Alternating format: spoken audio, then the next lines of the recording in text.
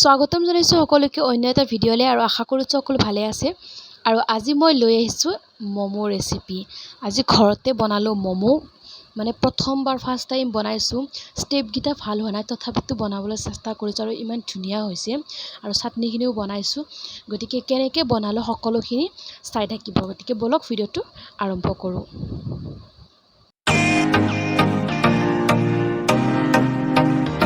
আৰু প্ৰথমতে বনাই ল'ম চাটনিখিনি, আৰু চাটনিখিনিৰ কাৰণে এটা আৰু একফাল বিলাহী লৈছোঁ, কাৰণ বেছিকৈ নবনাওঁ, অলপমান বনাম যিহেতু এইখিনিৰে হৈ যাব। সেইকাৰণে এয়া গৰম পানীত এনেকৈ উতলিছোঁ আৰু ইয়াতে দিম শুকান জলকীয়া আৰু বিলাহীৰ চাটনিটো প্ৰথমতে বনাই ল'ম। সেইফালে বিলাহী আৰু শুকান জলকীয়াখিনি সিজা হয় মানে এইফালে মই বন্ধাকবি আৰু পিঁয়াজ কাটি ল'ম, সৰু সৰুকৈ কাটিম।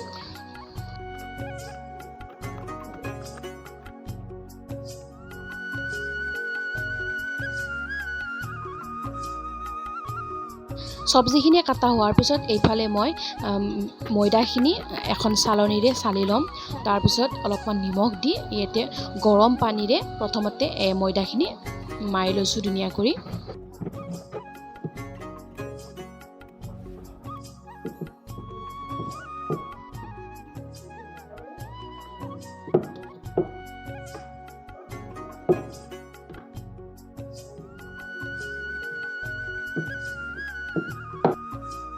আৰু এতিয়া এটা বাটিত কাটি লোৱা চব্জিখিনি দি ইয়াতে অলপমান নিমখ দি অলপ টাইমৰ কাৰণে ৰাখি দিম।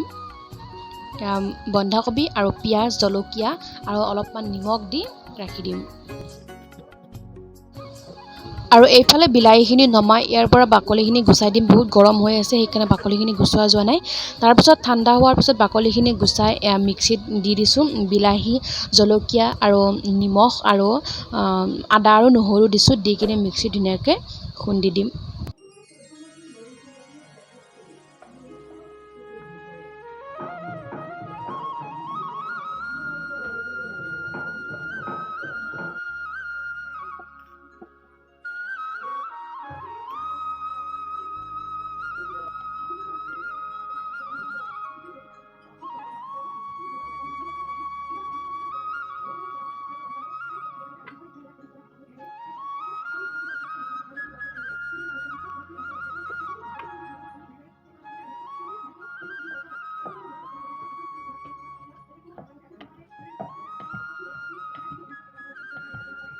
এয়া ময়দাখিনি ৰুটি নিচিনাকৈ ধুনীয়াকৈ ডাঙৰকৈ বেলি লৈছোঁ। তাৰপিছত এটা সৰু টিফিনৰ সহায়ত এয়া সৰু সৰুকৈ কাটি দিছোঁ, কাৰণ সৰু সৰুকৈ বেলিব লাগিলে বহুত টাইম লাগি যাব। সেইকাৰণে ডাঙৰকৈ বেলি লৈ এনেকৈ সৰু সৰু কৰি কাটি দিছোঁ। আৰু তাৰে কাষৰখিনি আনিও ধুনীয়াকৈ বেলি ল'ব পাৰিব।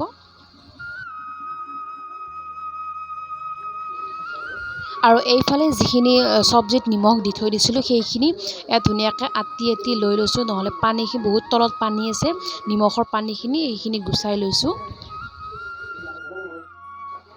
আৰু ইয়াতে যিখিনি চাটনি বনাইছিলোঁ সেই চাটনিখিনিৰো অলপমান দি মিক্স কৰি ধুনীয়াকৈ দিম, কাৰণ অলপমান কালাৰটো দেখিবলৈ ভাল হ'ব আৰু খায়ো ভাল লাগিব।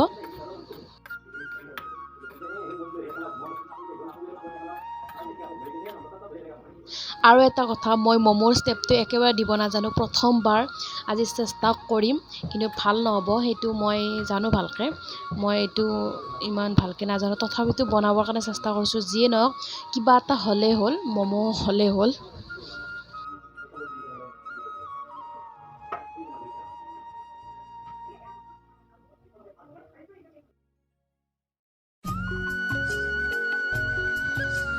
আৰু এইটো চাওক ধুনীয়া হৈছে। মই ভিডিঅ' কৰা নাছিলোঁ, কিন্তু ভাল হোৱাৰ কাৰণে ভিডিঅ' কৰি দেখাইছোঁ আৰু ভালকৈ বনাব জানো বুলি।